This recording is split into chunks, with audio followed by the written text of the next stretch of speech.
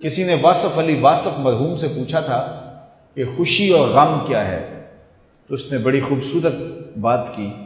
اس نے کہا اپنی مرضی اور اللہ کی مرضی میں فرق کا نام غم ہے۔ اللہ اکبر۔ اور اپنی مرضی کو اللہ کی مرضی میں فنا کر دینا، اس کو خوشی کہتے ہیں۔ جو اللہ چاہتا ہے ہوتا وہی ہے۔ بندہ چاہتا ہے کہ یہ ہو، اللہ چاہتا ہے کہ یہ نہیں، یہ ہو تو ہوگا وہی جو رب چاہے گا۔ تو پھر نتیجہ کیا ہوگا؟ بندہ چاہے گا جو میں چاہ رہا ہوں، کہے گا جو میں چاہ رہا ہوں وہ ہوا نہیں، بندہ دکھی ہو جائے گا۔ لیکن اگر وہ اپنی خواہشات کو، اپنی آرزوؤں کو رب کی رضا میں گم کر دے گا تو پھر جو ہے وہ اسے حقیقی مسرت و خوشی نصیب ہو جائے گی۔ تو استغنا کی دولت یہ حیات طیبہ کا روپ ہے۔ تو حضرت امام قرطبی لکھتے ہیں کہ فَلَنُحْيِيَنَّهُ حَيَاةً طیبہ کا معنی ہے کہ استغنا کی دولت مل جائے، اور یہ دولت اللہ تعالیٰ اپنے بندوں کو دیتا ہے اعمال صالحہ کے نتیجے میں۔ راوی کا کنارہ ہے، ایک فقیر ریت کے اوپر بیٹھا ہوا ہے، شاہ جہاں وہاں سے گزرا اور فقیر نے التفات نہیں کیا۔ بادشاہ کے ساتھ خدام تھے، زرق برق پوشاکوں میں ملبوس نوکر تھے، پورے شاہی تم تراک کے ساتھ جا رہا تھا۔ تو فقیر نے التفات ہی نہیں کیا، توجہ ہی نہیں دی۔ بادشاہ کے دل میں بڑی بات آئی، وہ آ گیا فقیر کے پاس، رک گیا اور کہا کہ ایک بات تو بتاؤ، زندگی کیسے گزر رہی ہے؟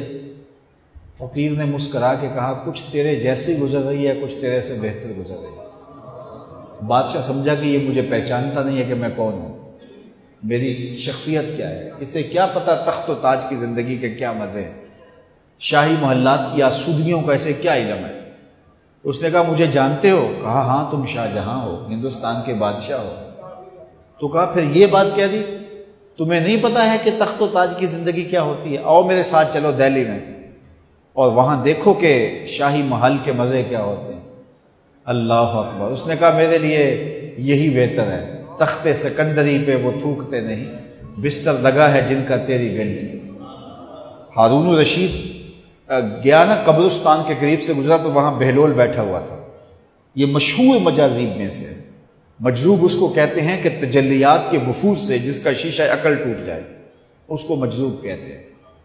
اور لوگ اسے پاگل کہتے ہیں، لیکن سادی کہتے ہیں سادیہ نزدیک رائے عاشقاں، خلق مجنو نندو مجنو عاقل است۔ اصل میں تو عقل مند یہ ہیں۔ تو بہلول بیٹھا تھا قبرستان میں، تو ہارون الرشید گزرا تو بہلول نے توجہ نہ دی۔ تو ہارون الرشید نے چاہا کہ میں اس کو دکھاؤں کہ میں محل کیا ہوتے ہیں، تخت و تاج کیا ہوتے ہیں۔ اس نے دعوت دی، بہلول آؤ نا ذرا بغداد میں، شہر کی رونقیں دیکھو، محلات کی زندگی دیکھو۔ تو حضرت بہلول نے جو جواب دیا بڑا خوبصورت تھا، کہا شہر والے سارے ادھر آ رہے ہیں، میں شہر کیا لینے جاؤں؟ تم مجھے شہر بلا رہے ہو اور شہر والے سارے روز ادھر آ رہے ہیں، تم کندھوں پہ اٹھا کے روز انہیں ادھر لاتے ہو اور میں شہر چلا جاؤں؟ تو بادشاہ کی بولتی بند ہو گئی۔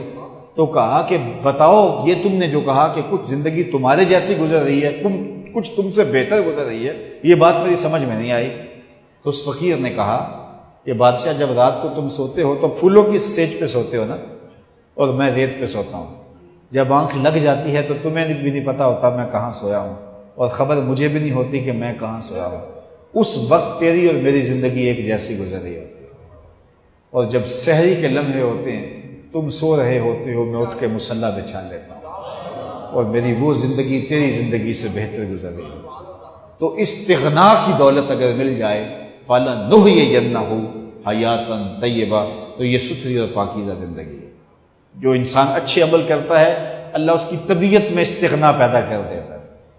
وہ للچائی ہوئی نظروں سے دنیا کو نہیں دیکھتا، اس کی نظر کے اندر ہرس کا پانی نہیں ہوتا، وہ خواہشات کا اسیر نہیں ہوتا، بلکہ اس کی زندگی طمانیت میں گزرتی ہے، وہ اللہ کی تقسیم پہ راضی ہو جاتا ہے۔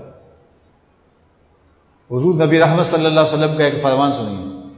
حضور نے فرمایا انظروا الی ما اسفل منکم، حضور نے ارشاد فرمایا جو اپنے سے نیچے ہے اس کو دیکھو، تم سوکھے ہو جاؤ گے، دکھی نہیں ہوگے۔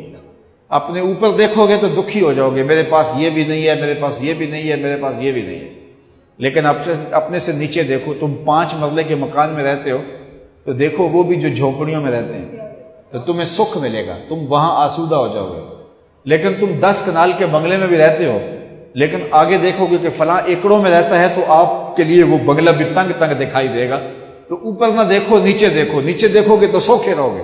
زندگی سوکھی گزارنے کا ضابطہ رسول کریم نے بیان کر دیا کہ اپنے نیچے دیکھو، اپنی مٹی پہ ہی چلنے کا سلیقہ سیکھو، سنگ مرمر پہ چلو گے تو پھسل جاؤ گے۔